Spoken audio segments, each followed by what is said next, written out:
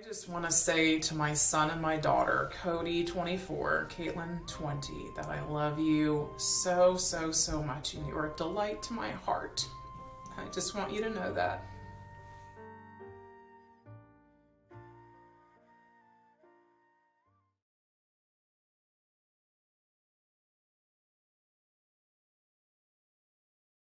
Well, my name is Kathy Kirsch. I was raised in a Christian home. So I do remember moving from California to Idaho at age 13, which was kind of a culture shock for me. Kind of like wondering, where are the buildings and why are there cows in my yard and stuff like that. We were in a very small town in Idaho. I had a couple of friends that I hung around with. He was 13, 14, and one of the mothers found out that one of her daughters was sexually active. She had our church at the time. They had a representative from Planned Parenthood come. We had some very awkward conversations with our moms, but I don't remember anything about sexual purity or marriage or any of those things. It was basically just about STDs and a demonstration of how to put a condom on a banana. That's really all I remember. At age 14, I really wasn't ready for sex, so it wasn't really something in the back of my mind. So that was the first encounter I had with Planned Parenthood. So fast forward to when I was 18, I went to the local college, and I thought, I was doing really well, saving my virginity that long. I still wasn't ready for sex, but we had a sort of a separate dormitory for girls and boys, men and women, and I started dating a guy there. I was actually in the guy's side of the dormitory one night, where kind of like being at the wrong place at the wrong time kind of thing. And he knew I was a virgin, and things just got a little out of hand, and it was sort of a date rape situation. So that was the first time I had sex. After that, I kind of went the opposite direction, because I thought, well, that's over with. I dated him for, I don't know, probably a good 6 months or so, and then he moved back to where he was from, and I never saw him again. He never called. So it was a really heart-wrenching encounter for first time, kind of a soul tie that was broken. So I started just being a little more promiscuous, so I just started dating around and started drinking a lot, just kind of in the party scene. I always knew there was a God, but I just never really did anything about that information.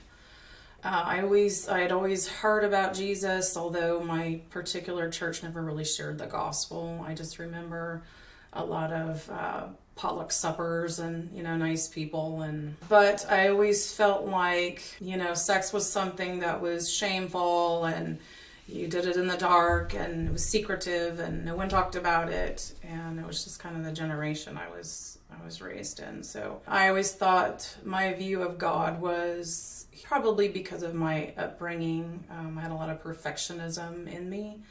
And so I saw him as a very angry God who was up there with a giant fly swatter and was ready to, any little thing I did was just ready to whack me. So that was kind of the view that I had of God at the time. So I knew he was disappointed in me, but honestly, I really didn't care. I was just kind of living life the way I wanted to, dating, partying, drinking a lot. And then one of the guys that I met, we started dating, and he actually broke up with me, and which was pretty typical. I felt like the lie that I was really believing was, a man won't love you unless you sleep with him. That was the lie I was being sold. So I believed that, and I was looking for love in all the wrong places. So this guy, he got what he wanted, broke up with me. He was actually moved on to another girlfriend. So then I found out I was pregnant. And I was 19 at the time. I just knew that I didn't want to share that information with my parents because I knew that they would be disappointed in me. They would obviously know I was sexually active. There wasn't any communication between me and my parents in that area, so it just was never talked about. I was living with a roommate at the time, and she had also had an abortion, and she was just like, oh, no big deal. You know, you just go in and out and pay your little money, and it fixes the problem. When I was a freshman in college, they actually had Planned Parenthood come in for the second time and did kind of the same presentation as when I was 14. And I remember the condom on the banana thing. For whatever reason, I remember that. I've already been exposed to Planned Parenthood twice at this point. And then my friend was like, oh, just I'll take you down there. It's not going to be a big deal. We drove down there, made an appointment. I got in and saw I don't know, they call him a counselor, but their idea of counseling was very different than my view right now. So she began to just really play on my fears about, well, what is your mom and dad gonna say? You're a single woman, you're in college, you're not gonna be able to afford a child, and just trying to sell me the abortion. When I look back on it now, I know abortion is very big business. So they weren't concerned about me. They were more, I feel like it was more of a financial gain for them. So they just, one thing I do remember, which is so odd that I remember this, but she said, if little Billy wanted a bike and all the other kids in the neighborhood had one and you couldn't afford to buy him one now, how would that make him feel? And I just thought, looking back on it, I'm like, so I think we should just kill little Billy, and it's just the oddest, I don't know, it was just very odd to me. So I made the appointment for the abortion, and I remember telling this man, ex-boyfriend that I had about it, and of course he was, pretty shocked, very devastated, and but his main concern was, please don't tell my current girlfriend. That was his main concern, and he, he thought he was doing the right thing by writing a check. That was his part.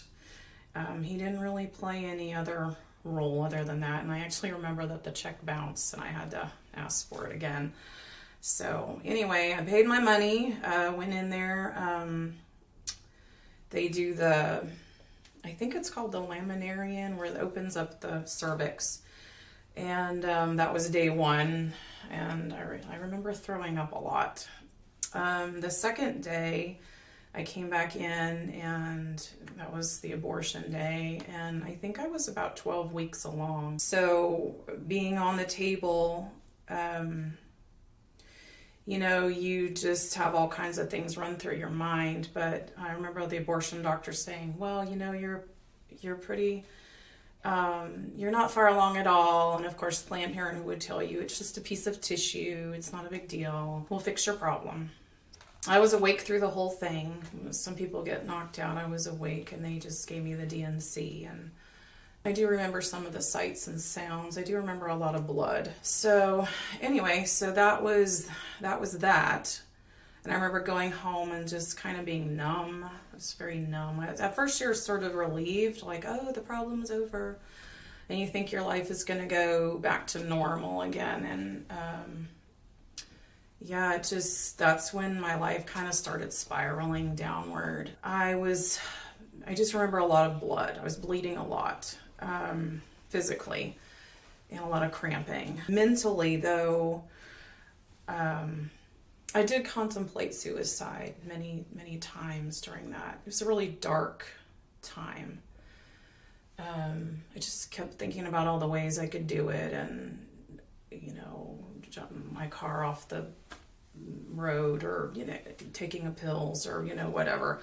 I remember one night I did have a bottle of pills that I was intending to take, but I just kept thinking, my mother and father, they both lost a baby before me in a drunk driving accident, and I was born exactly 2 years after on the same day. So it was really redemption for them.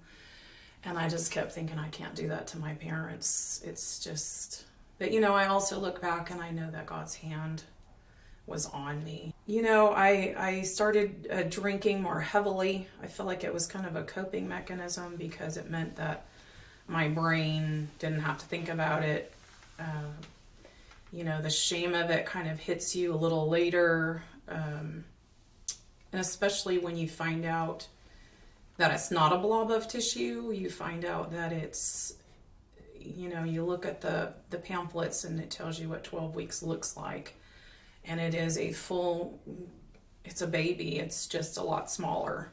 But you got heart beating and everything. And it just kind of almost makes you sick to your stomach. And you think to yourself, what kind of woman kills her own child? It's something that you have to live with basically for the rest of your life. You can get healing from it, but it's still there. At that point, I really despised men. Didn't want anything to do with them. Didn't want to date anybody, anything after that. And I started getting angry about stuff. I was pro-choice, of course. I had a big bumper sticker on the back of my car that said, "Keep your laws off my body." And just got angry, just really angry. So actually, it's kind of funny because that was the moment that I actually met my husband, which is, I feel like, I guess the silver lining, God always knows what he's doing. Putting him in my life was a huge blessing for me. So that was 33 years ago. When he first came along, I didn't want anything to do with him. He had his baggage. I had my baggage. We kind of put baggage together and tried to live together, and it was messy. He had a lot of addiction issues he was healing from. But anyhow, we dated for 2 years. We got married.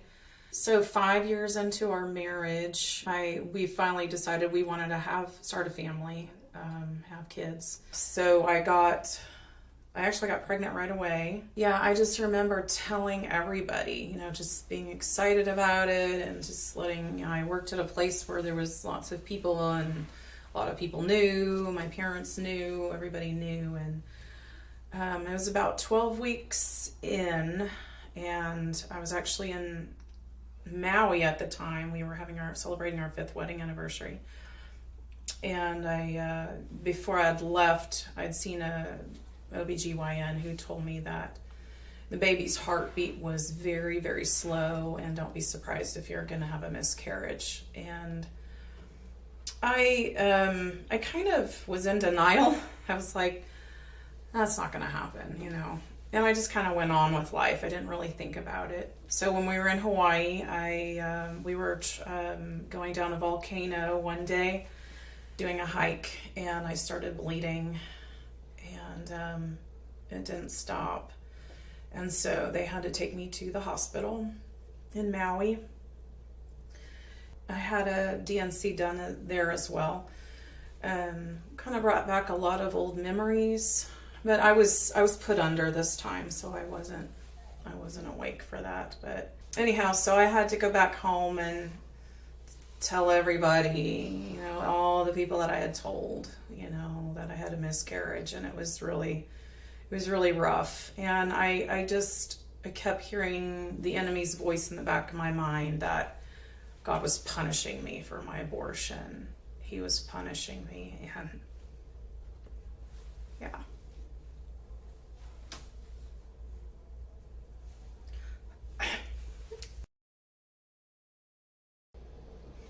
So yeah, I thought God was punishing me for the past abortion, and I think it brought up everything from the past that I had went through. Started drinking again. I remember the doctors telling me you need to wait at least 3 months before you could try again. And we got pregnant again right away, thankfully, with my son Cody. And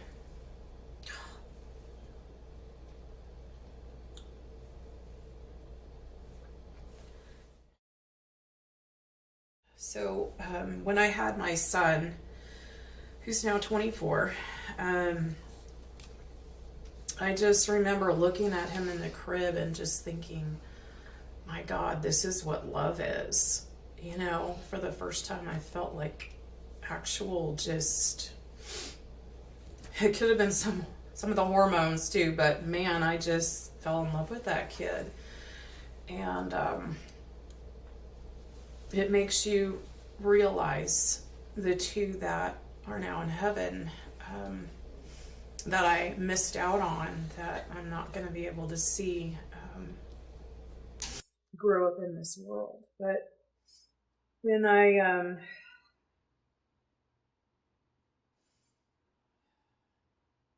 so our marriage was not good. The first 10 years was really rocky. And, we tried to make the best of it. And both of our parents were married for a very long time. So we both knew we didn't want a divorce, but we just didn't really know what else to do. It was kind of like beating your head against a wall and expecting a different result. So we didn't have the tools to be married. And so we went to marriage counseling for a while, and didn't really help much, just kind of brought in all of the baggage and unpacked it, but there wasn't really any healing. I actually was working with a woman at the time, and she was a Christian. Her and her husband, they had a marriage ministry, and they had a Bible study at the time, was called His Needs, Her Needs, and it was unlike anything that we had ever done before. It was very practical, stating 10 needs that you and your spouse have, and rating them and talking about them. And there were things that we discovered about each other that we didn't know the other person had that need. It was very healing. And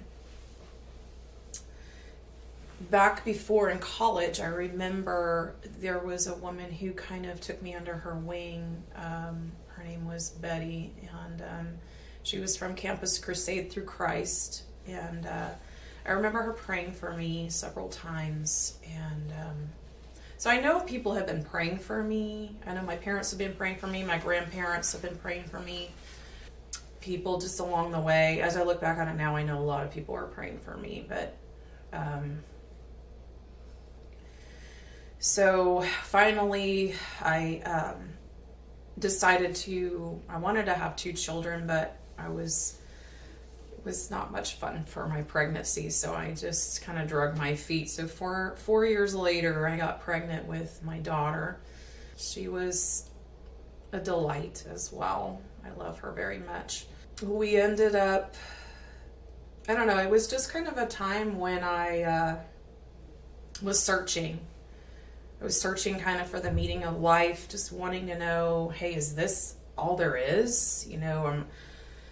You get married, you have children, you have a job, you retire, then you die. Is that, am I leaving something out here? Is this it? So I was always looking for, what's beyond this? And, I'd watch Oprah shows and, meditation or different kinds of books.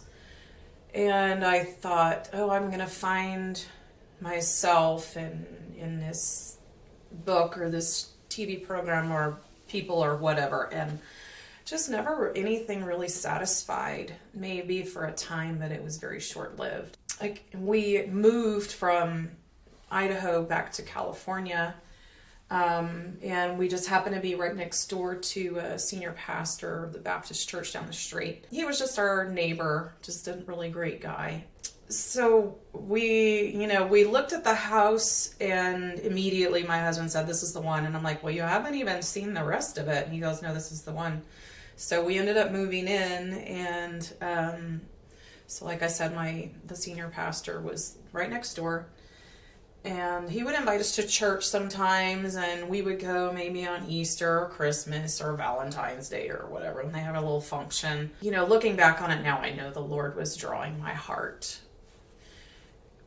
So one night, Chip and I had a really bad fight, and we were really just at each other. And I remember him getting up and leaving. He just needed to cool off for a while. And I remember just flopping myself down in my bed and just basically surrendering and go, okay, God, seriously, if you're really real and you're really out there, obviously what I'm doing is not working.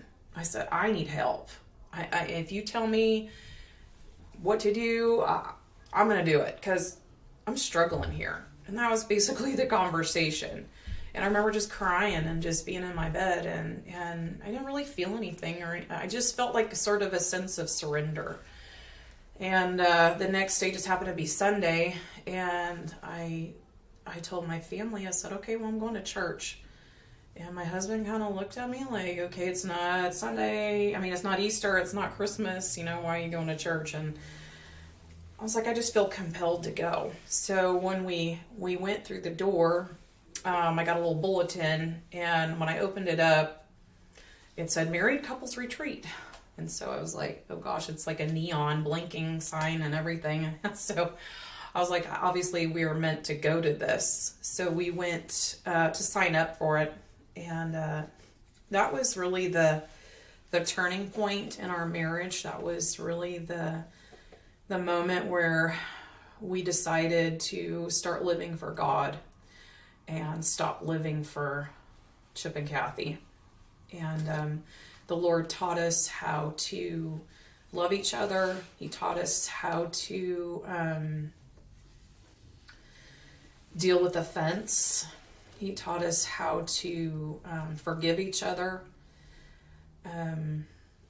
But he also started bringing up past issues that needed to be dealt with and past hurts. And so as soon as we got saved, we got baptized together. It was really cool. We got both of our kids dedicated together all on the same day, which may not have meant a whole lot at the time, but now when I'm looking back on it, I just I tell God a lot. You know, I gave those kids to you. I gave those kids to you. Remember that day? I gave them to you. So I hold on to that. We moved to Germany not long after that for my husband's work. We were there for about 9 months, and I was involved with an English play group.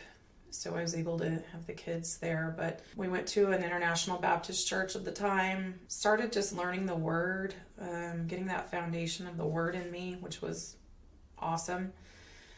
But I went to a women's retreat there in Germany, and the first speaker that was there, she started sharing her testimony, and one of the things she said was she had had a past abortion. And immediately when she said the word, I felt my face getting hot, and I felt like everybody was staring at me, and immediately I thought, everybody knows. And up until this point, it's very secretive and very shameful, and you don't talk about it.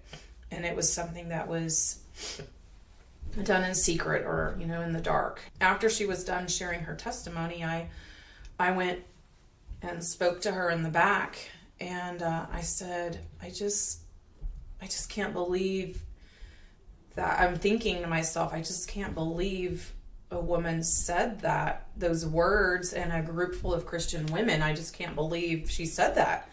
And so I was asking her about it, just how did you get to that place? How were you able to get that boldness? How were you able to get healing? And she was able to share with me that many, many, many women came up to her afterwards and asked her the same question. So that's a lot of times where her ministry came from. So at the end of the retreat, they had a time of testimony and open mic, and just if anybody wanted to share anything that had happened to them, please feel free to come and share. And I started getting a pounding in my chest, and my sweating, and my knees are knocking, and I felt like the Lord said, you need to go up there and share. And I was like, oh God, no. I just no. But I knew that's what I was supposed to do. So I very reluctantly, with knocking knees, went up there, and I couldn't even say the word abortion at that point because I had not had any healing. And so I basically just said, the thing that the lady talked about the other night, that happened to me. And it was like I couldn't even say the word. And I was able to get it out. I think I cried a lot. And then the lady's reaction really stood out to me because they all just gathered around me and just started loving on me and praying over me. And I just felt like it was the first kind of a step in my healing process. Was able to get it out in the open. Because a lot of times the enemy loves isolation, and he loves nothing more than shame and isolation. So when you're isolated with a shameful secret, it's very toxic, and it can play on your heart and in your mind, and it just draws you in all kinds of areas where you don't want to go down. So I felt like the initial speaking it out broke a lot of the bondage off, and a lot of I was now able to be healed. I got involved with a group that was doing a Bible study called Forgiven and Set Free. I think it was one of the very first Bible studies that were actually came out for women that were post-abortive. And when they first approached me with it, I was like, I don't need that.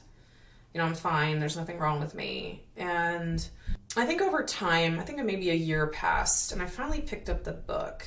And I was like, I probably should at least give this a look over. And when I first started going through the first chapter, it was kind of like ripping Pandora's box. It was a nice little box with a bow, and we didn't want to disturb that.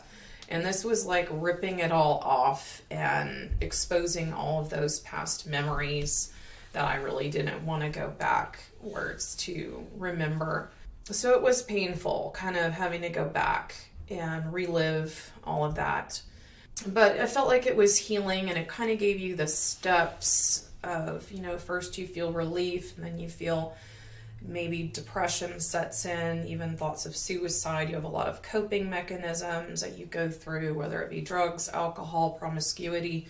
It's different for everyone, but it's just whatever your escape is, so your mind doesn't have to think about it. You want to just shut down.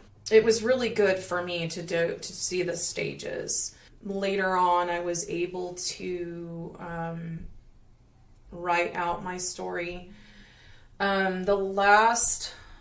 I feel like the last little step of my healing was having to tell my parents. I told my kids already, but I feel like they grew up in a generation where abortion is somewhat normalized now, so it's not really a big deal for them, I felt like. However, for my parents, their generation was the beginning of Roe v. Wade, so they knew a world without abortion. So it was very, very difficult for me to share that with them. I would broach the subject with my mom, and she would just do stuff like, I don't want to know. I don't want to know that. I don't want to know that. Don't share. And she wasn't being mean. She really just didn't want to know the heartache, I think, behind it. Because it's now that I'm a mother of young adults, I understand that. She just is trying to protect her own heart from the pain. So one day I felt like the Holy Spirit told me, you need to write them a letter, and you need to tell them, because this is the last little string that's holding you in bondage. And I was like, okay, scary. So I sat down, I wrote them probably a 3 or 4 page letter, just pretty much laying it all out there.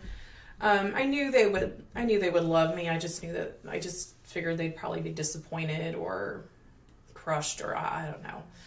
I've had a long time to process this, and they were hearing it for the first time was, the other thing. So anyhow, I stuck it in the mailbox, and I was even hesitant about that. I was like, maybe I can get that out.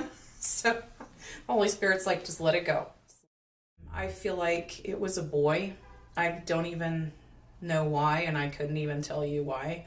But there was another post-abortion healing conference I went to at one point where they had asked those questions. Do you think it was a boy or a girl? And that's when they would ask you to name the baby, just to humanize them. I know abortion is very normalized now, and it's very dehumanized, and people just believe it's just a clump of cells or tissue. But to actually give the child a name is powerful. So my son's name is Joshua, and I actually gave him that name before I got saved. It was just kind of in my heart. And then when I found out that the word actually means the same thing as Jesus, as the one who saves, I just think that's amazing. I wasn't even looking for that. It just kind of, God put that in my spirit. So the child that I miscarried, I feel like that was a girl, and I named her Deborah, and just meaning strength.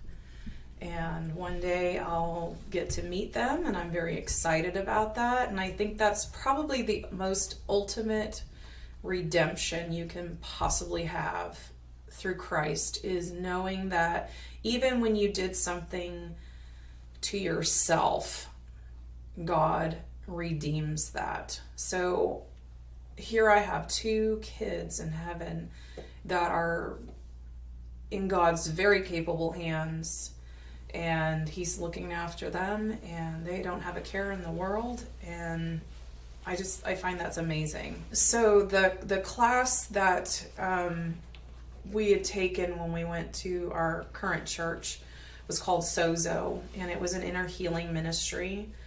And we went to it to do training in order to do Sozos on other people.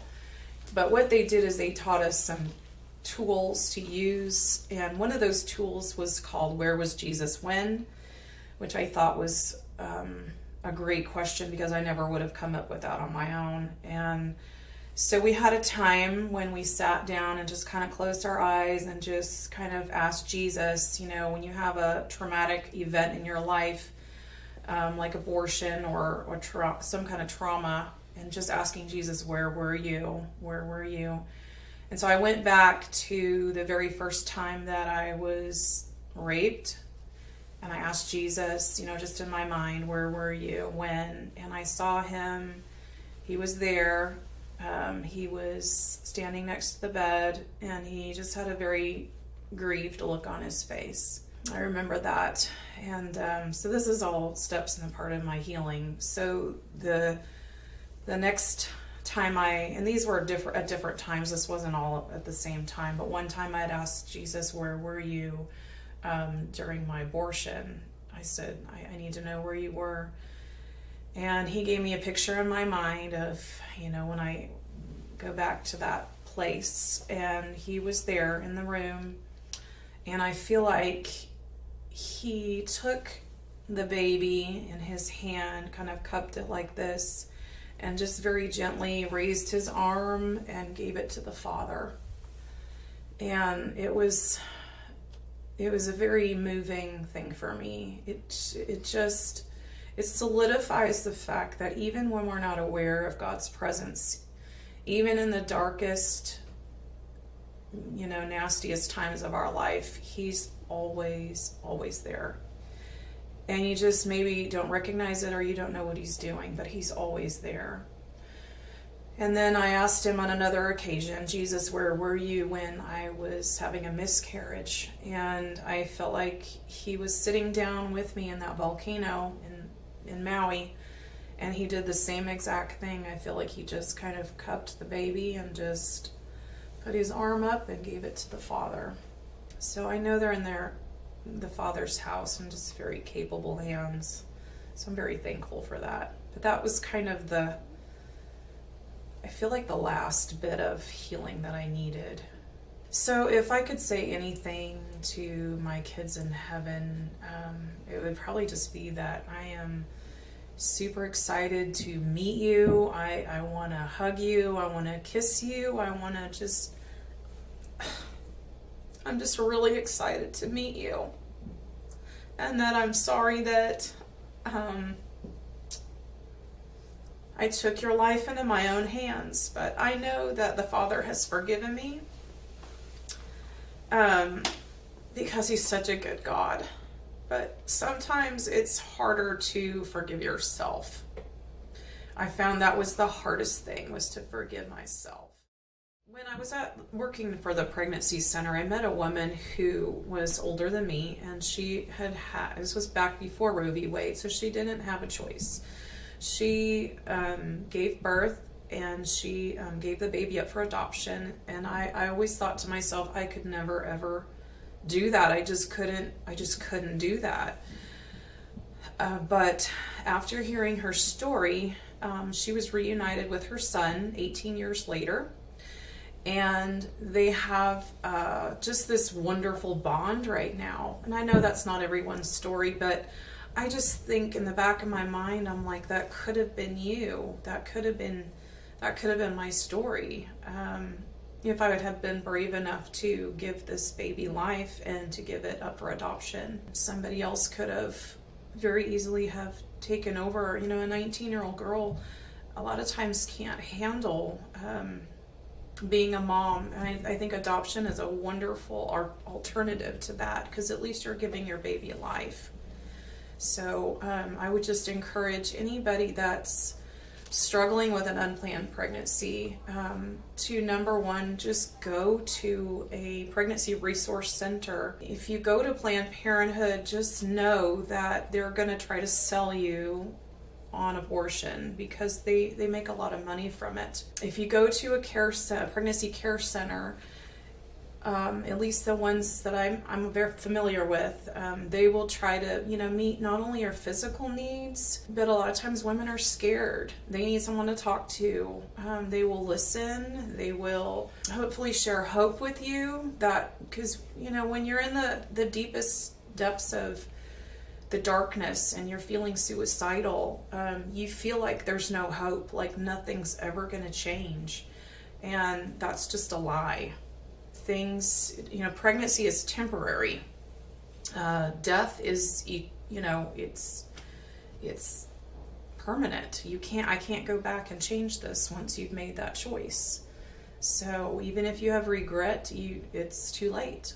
Anyhow, I'm an advocate for life, and I know everybody's story's different. Everybody's situation is different. But also, I feel like if you're not a believer, you don't really sit and ponder what the origin of life is, or who puts life inside of you. I feel like it wasn't until after I became a believer and realized that God is the one who sparks the life and who knits you together inside of your mother's womb. If you don't believe the origin of life, it's very easy to destroy it. And I feel like once you do know where life comes from, it's so fragile, and you just want to be able to protect it as best you can. So I don't have all the answers, but I know that God does, and he loves you. So for the woman who's already had an abortion, I would just say this. It doesn't matter the circumstances that put you there. All I know for sure is that God is the only one who can heal that. And you may not think that you need healing. You may have stuffed it so far down that nobody's even going to see it. They're not going to, and you don't want to think about it, and you don't want to touch it, and you don't want to open Pandora's box open again. But God is gentle, and he is loving, and he is not judgmental, and he will peel. It's kind of like peeling off an onion, one small layer at a time. He will heal you if you trust him, and just walk it out day by day. Sometimes it'll take a couple of years. Sometimes it'll take us a couple of decades. This is 33 years in for me, and I feel like I finally, have been healed, but it's a road to have to travel down. And it might be long, but he's such a great healer.